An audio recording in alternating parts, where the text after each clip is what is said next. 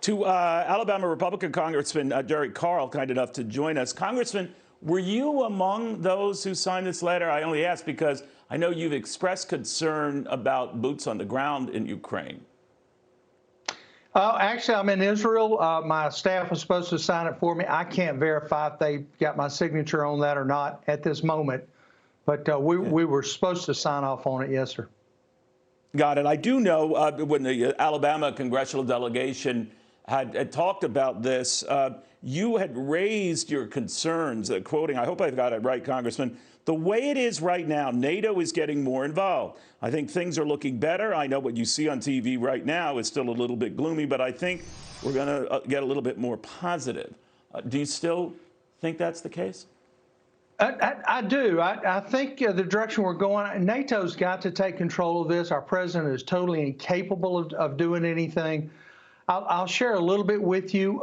We were briefed 60-plus days ago of how this was going to play out, how they knew how it was going to play out almost to the day.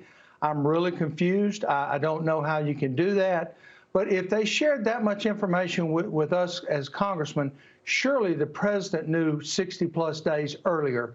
And now he's reacting. And why didn't he react 60 days ago when the rest of us started sending messages that, you know, we needed NATO to get involved? You know, cut the pipeline off, you know, which Germany did it. They did it on their own. They didn't do it because of leadership from this country. And it scared me that we have no leadership. Your point, Congressman, your Congressman, you seem to be saying they could have done all that earlier, maybe by extension, sure. Germany itself. As you said, yes, it only cut the pipeline thing yesterday.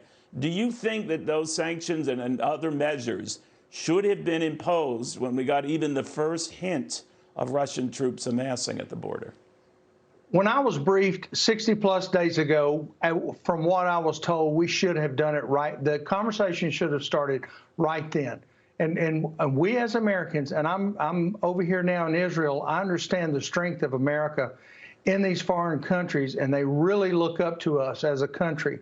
And they're scared of what's going on right now with the administration that we're dealing with. So we should have taken the leadership on it. We don't have the leadership on it. I don't know what the president's doing. If the same people briefed me that briefed the president, and he knows what I know, he would have done something 60 days ago, but he's done nothing. He's just sat and waited. It's like reliving Afghanistan over again. You know, it's a reaction is the only way he knows how to respond. So the sanctions and what he's doing now, would you do more? Because we can't, you know, obviously put milk back in the glass that was spilled. Would you up the ante, much more sanctions than he's imposing now? What would you do?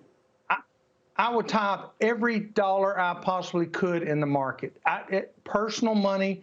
The only way you're going to get Putin to respond is money. You've got to tie it up. And his businesses and his cronies around him, you've got to tie their money up. You've got to shut that cash flow down. You shut that cash flow down, they'll start screaming and they'll start backing up. But it's going to take somebody that's willing to do that. All right. Well, he's not responding to all of the pressure points that have been dinged of late, but we'll watch it closely. Jerry Carl, Congressman, thank you so much. Thank you, Neil.